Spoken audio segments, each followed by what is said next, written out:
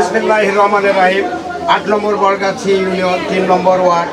এখানে মাদাইপাড়া কালোপাড়া সরকারি প্রাথমিক বিদ্যালয় কেন্দ্রে ২ নম্বর ওয়ার্ড সবিপাড়া সহ ৩টি গ্রাম থাকবে।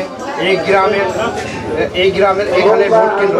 এখানে উপস্থিত আছে ৩ নম্বর ওয়ার্ডের সম্মানিত সভাপতি কাজীউর রহমান চাচা। এখানে উপস্থিত আছেন বিএনপি নেতা পান্না চাচা। এখানে উপস্থিত আছেন কৃষক দলের সম্মানিত সভাপতি চাচা। সেখানে উপস্থিত আছেন সাংগঠনিক সম্পাদক মোহাম্মদ চুরা হোসেন। এখানে উপস্থিত আছেন বিএনপির বিভিন্ন পর্যায়ের নেতাগণ।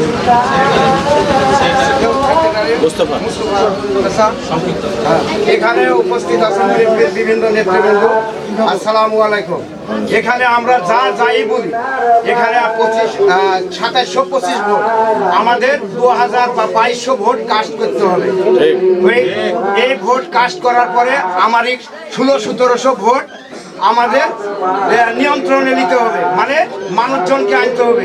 আমরা কে কি বলি এটা দেখার বিষয় না, কিন্তু এখানে ভোট উপস্থিত করতে হবে, সবাই সজাগ থাকতে হবে। কারণ আমি দেখছি এর বিরুদ্ধে উই বলছে, এর বিরুদ্ধে এই বলছে, একই দলের ভিতর যদি এটা বলে আপনারা হবে না। কারণ প্রতিপক্ষ আমারই সুযোগ নিবে, এই সুযোগ যেন না নিতে পারে।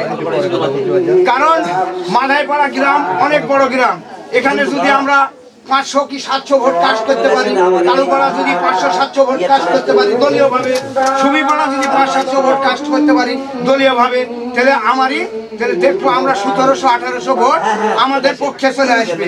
কিন্তু আমরা আপনারা কেউ ভোটারের কাছে যাবো না, দোকানে পাঠানে ওই ঘরে বসে থাকলে হবে না।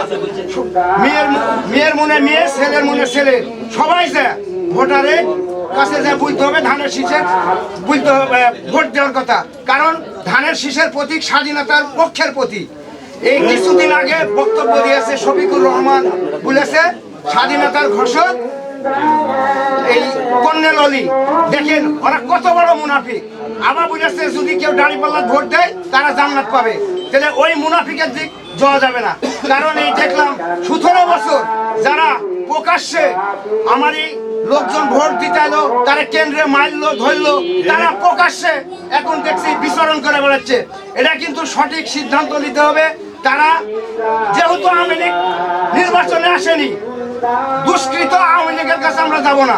আমরা যাব যারা সাধারণ ভোটার আওয়ামী লীগের, তারিখ দিয়ে আমরা ভোট দিবে, ধানের শীষে ঘুরে যাবে। এই বলে আমি আমার বক্তব্য শেষ করছি। আসসালাম।